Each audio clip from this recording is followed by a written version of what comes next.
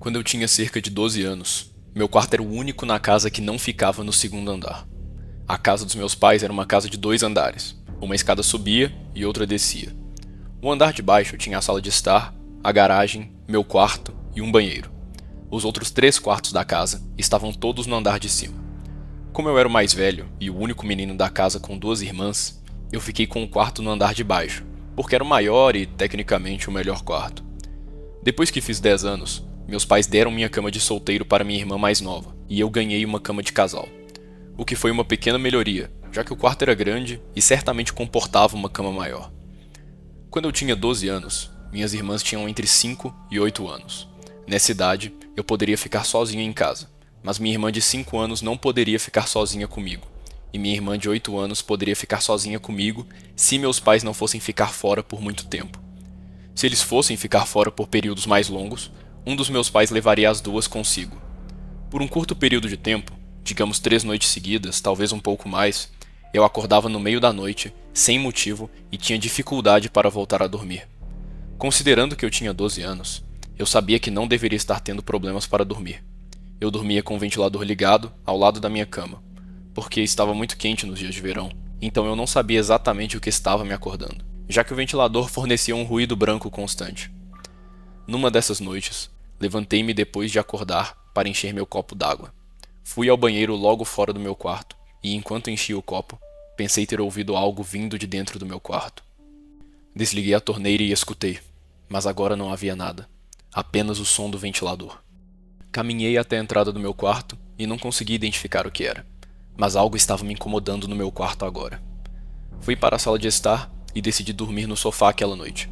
Acabei adormecendo, mas acordei novamente naquela mesma noite, desta vez com barulhos vindos da cozinha. Vi a luz da geladeira e ouvi alguém mexendo nela. O jeito com que o piso estava organizado fazia com que a cozinha não fosse visível do sofá na sala de estar. Não consegui ver quem estava lá. Eventualmente, ouvi a porta da geladeira fechar, depois passos se afastando e descendo as escadas. Estava com sono e voltei a dormir. Acredito que no dia seguinte, minha mãe estava dobrando roupas no meu quarto e me disse que meu quarto estava fedendo e que eu precisava limpar o que fosse aquele cheiro. Eu ignorei, pois realmente não senti nenhum cheiro.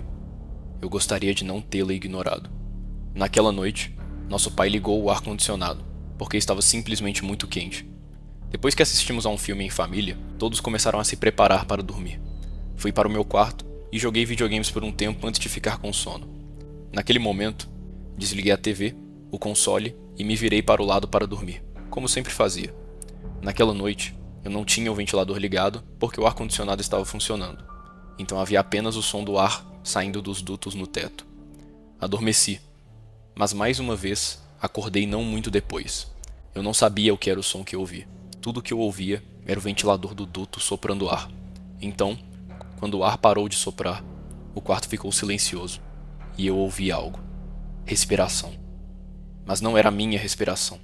Olhei ao redor do quarto. A porta do armário estava fechada, então não podia vir de lá. Parte da minha inocência infantil assumiu que era minha irmã mais nova fazendo alguma pegadinha. Fui olhar para o chão e olhei no único lugar que consegui pensar: debaixo da cama. Levantei o pequeno pedaço de pano que ficava na parte inferior da cama e vi uma pessoa muito grande deitada debaixo da minha cama em uma pilha de cobertores. A cabeça dela estava voltada para mim, mas os olhos estavam fechados. Eu caí para trás e basicamente saí do quarto desesperado gritando pai. Ouvi a porta dos meus pais se abrir e meus pais gritando de preocupação. Apontei para o meu quarto e disse: embaixo da cama. E meu pai foi e puxou o homem muito grande e com uma aparência suja. Lembro-me que meu pai forçou fisicamente o homem para fora, enquanto minha mãe ligava para a polícia. Tenho certeza de que ele foi para a cadeia por um tempo, ou talvez não, porque ele era sem teto, quem sabe. Eu nem queria mais dormir no meu próprio quarto, quanto mais naquela casa. Tive que dormir no meio dos meus pais por um tempo. Meu pai instalou câmeras de segurança por toda a casa. Jogamos fora tudo que estava aberto na geladeira, porque não tínhamos ideia do que ele poderia ter colocado a boca lá dentro. O medo de alguém estar debaixo da minha cama me acompanhou por muito tempo, anos a fio. Nem sabemos quanto tempo ele ficou escondido debaixo da minha cama. Poderia ter sido alguns dias. O cheiro, a pessoa mexendo na geladeira, o fato de eu acordar aleatoriamente todas as noites durante alguns dias. Se ele tinha más intenções ou não, pouco importa. Ter alguém escondido debaixo da sua cama é o maior pesadelo de qualquer criança.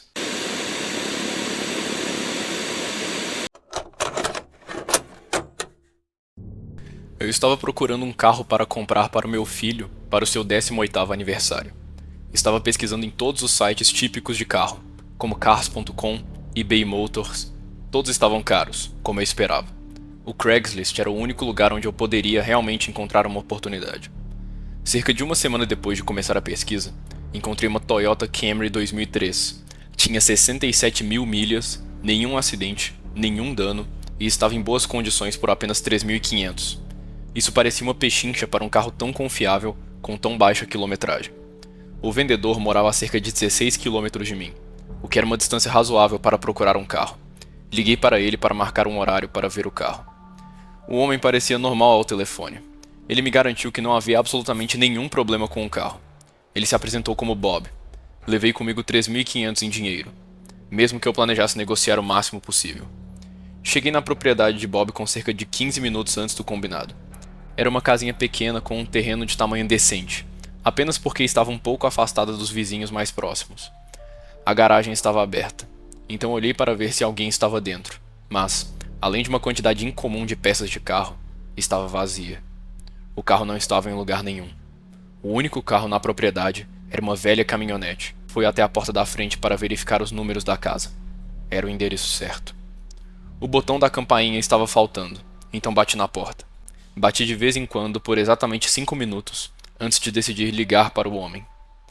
Então disquei o número dele e ouvi o som de seu telefone tocando dentro da casa. Eu estava extremamente confuso a essa altura. Agora eu sabia que era a casa certa. Não entendia por que ele não atendia se estava em casa.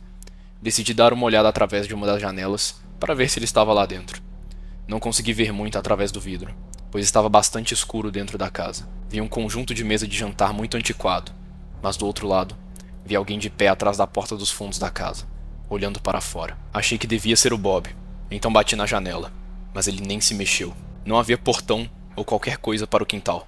Era apenas um terreno aberto, já que não era uma área rural. Simplesmente caminhei ao redor da casa até os fundos. Não entendia como ele não podia me ouvir. Quando cheguei à porta dos fundos, percebi algo chocante. A figura em pé na porta era um ser humano empalhado. Corri de volta pelo caminho que havia vindo e voltei para o meu carro. Olhei uma última vez antes de sair. As cortinas da janela, pela qual eu havia espiado, estavam fechadas, mas eu podia ver 2 das cortinas abertas. Alguém estava naquela janela, me observando. Você pode imaginar que eu coloquei o pé no acelerador até o fundo, no caminho todo de volta para casa. A situação toda ainda não faz sentido. Todas as peças de carro, o fato de não haver o Toyota Camry, o ser humano empalhado. Dado que não havia carro lá, sou impelido a crer que quem quer que fosse aquele homem não estava planejando me vender nada. E isso também me leva ao pensamento perturbador de que eu estive muito perto de me tornar uma estátua sem vida, olhando para fora da porta dos fundos daquele homem.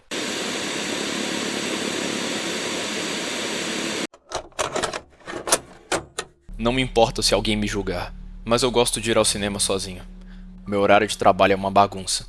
Não trabalho muitas vezes durante as noites da semana. Então, numa quarta-feira tempestuosa, uma noite em que poucas pessoas pensariam em dirigir até um cinema, fui fazer exatamente isso.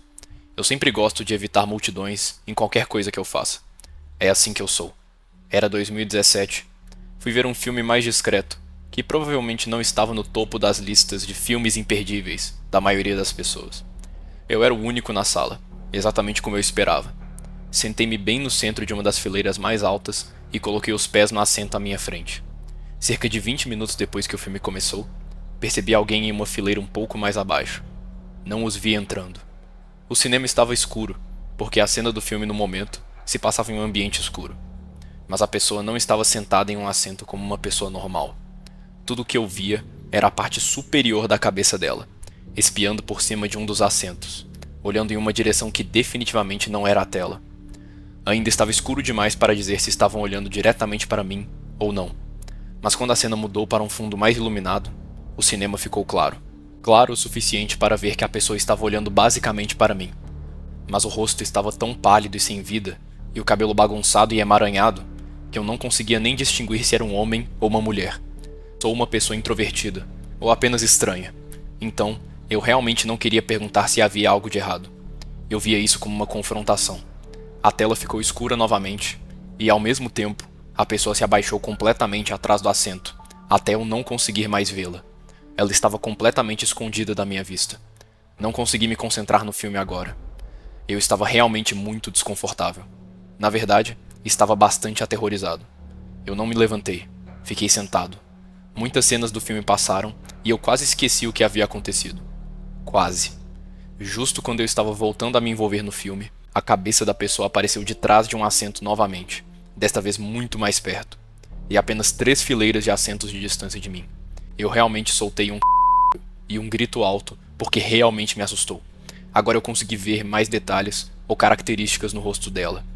Ela realmente parecia sem vida, com os olhos imóveis, sempre abertos.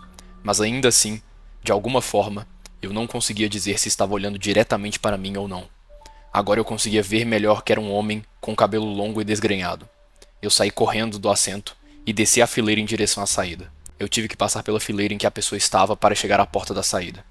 Enquanto passava pela fileira, olhei para ela e, enquanto esperava ver o rosto do corpo da pessoa sentado, curvado atrás dos assentos, o que eu vi foi algo que você veria em um pesadelo. Havia um cara basicamente deitado no chão, segurando algo que parecia uma cabeça enfiada em um bastão. Eu não fiquei para ver se era uma piada doentia ou se a cabeça era real ou não. Corri para fora pela porta da saída e saí pelo portão dos fundos do prédio para o estacionamento. Dirigi para casa em pânico, com o coração acelerado. Aquela cabeça parecia tão real. No dia seguinte, simplesmente liguei para o cinema e contei a história, sugerindo que eles verificassem as câmeras para ver se algo estranho apareceu. Dei meu número para que eles pudessem me contatar se precisassem, mas nunca ouvi mais nada deles.